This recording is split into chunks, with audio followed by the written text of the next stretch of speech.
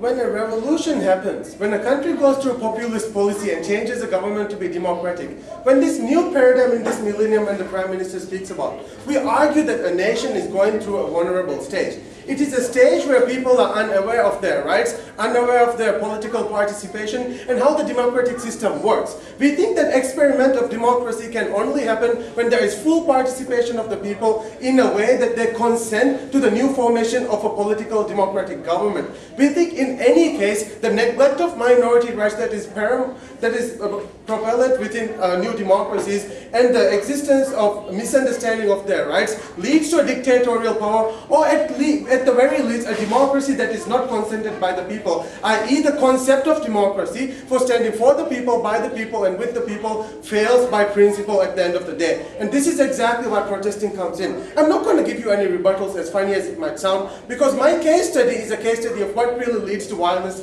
in a democracy, which completely weaves their argument into it, and I will be talking about how everything they said is actually the other way around within the case. The first thing I want to talk about is the idea of checks and balances. Why inclusion is an important process within democratic systems. Something my first speaker already talked to you about. We think when you talk about populist policies, many of the times minorities are excluded and majority ideologies get carried away into politics with no regards to the people they took the government away from in cases of revolution. You saw this happen in Bolivia, for example, where the whites or the mestizos on the south of the country, who are the rich people, got all their rights taken away, with no minority political party being allowed in the system, with all their media channels being closed down. We think in those cases of nascent democracies, you always see populist majority policies being carried through, and we don't think that is a problem with the democracy itself. The thing that needs to happen is that the people need to realize what's been going through within the country, and some changes need to be happen. Obviously, there needs to be some sorts of checks and balances in cases where all other systems fail. We think violence when it comes to protest only happens when all other media or when all other things fail.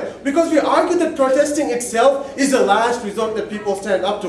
When institutions fail, when the media fails to give the recognition to the people, and when the ideologies don't come in peaceful ways. Because honestly, Mr. Speaker, I don't think anyone wants to go onto the street and risk their lives being shot by a bullet or get tear gas in their eyes if they don't have a problem within this democracy at the end of the day. For the purposes of inclusion and creating a democratic system, especially within these new democracies, we think it's important that everyone's voice is realized. Please.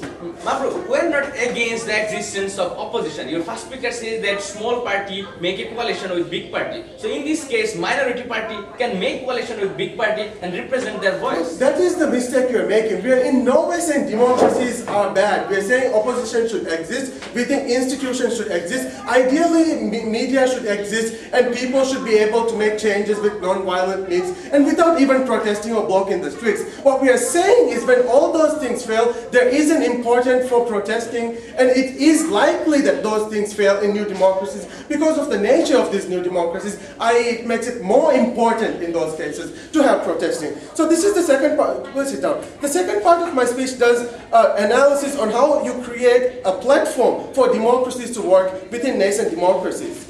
There are three things I want to talk about. The first thing I want to talk about is literate populations that are actively involved in politics at the end of the day. Because the idea of voting and elections assumes that people will make right choices at the end of the day when it comes to elections and stuff like that. But you have seen in nascent democracies, when you talk about countries like Venezuela or even Bolivia, is that charismatic leaders always get their way through simply based on the fact that the opposition does not get to voice their concerns and the opposition to what the government is doing at the end of the day. And even if that was not the case, even if it was that we are talking about populist policy, we think that people need to be actively involved so that people can make the right choices based on what's going on within the country. When you talk about Thailand, a whole bench from Thailand over here is telling you that 500 bahts can sell votes in Thailand, and it is protests that change the idea of it. Because in the last protest, you saw people taking 500 baht and voting the other way around simply because they knew that the vote can change something for them, for their futures.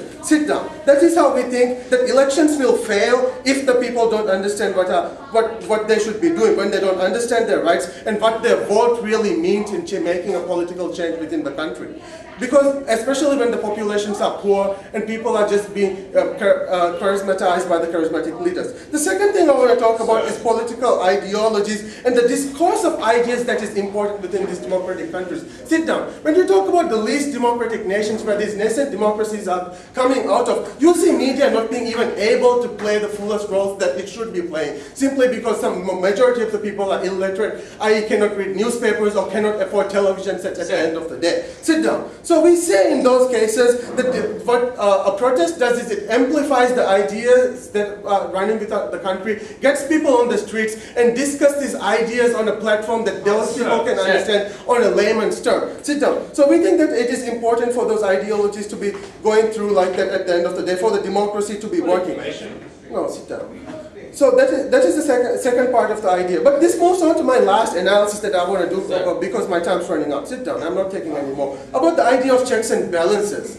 We think that when it comes to institutions like the electoral commissions and the judiciary branch or the legislative branch in a country, because of the nature of populist policy and because it comes through a revolution, the whole system gets changed. The people who get elected into all branches of the checks and balance that they want to talk about are elected from this populist movement, i.e. there is no separation of powers within the political system at the end of the day, which means the judiciary branch are friends, brothers and sons of the people within the government, within the legislative branch. The separation of power needs to happen at some sort, and it can only happen when the people have a voice to show that there are different ideologies that need to be taking place within the country. We think when it comes to that, it is highly probable that those checks and balances will fail in democracies, and in that case, media and stuff like that being controlled by the government, all because not working, the people don't get a choice. The only thing that is left for them is to protest. When you take protesting, you see exactly what happens in countries like Colombia. When groups like FARC are neglected and left out, they result into violence and guerrilla warfare. It is exactly where violence comes into the place. We think because of that, because the checks and balances are highly probable to not work in those countries, the only check and balance that can exist is protesting in nascent democracies. And with that, we are very, very proud to oppose.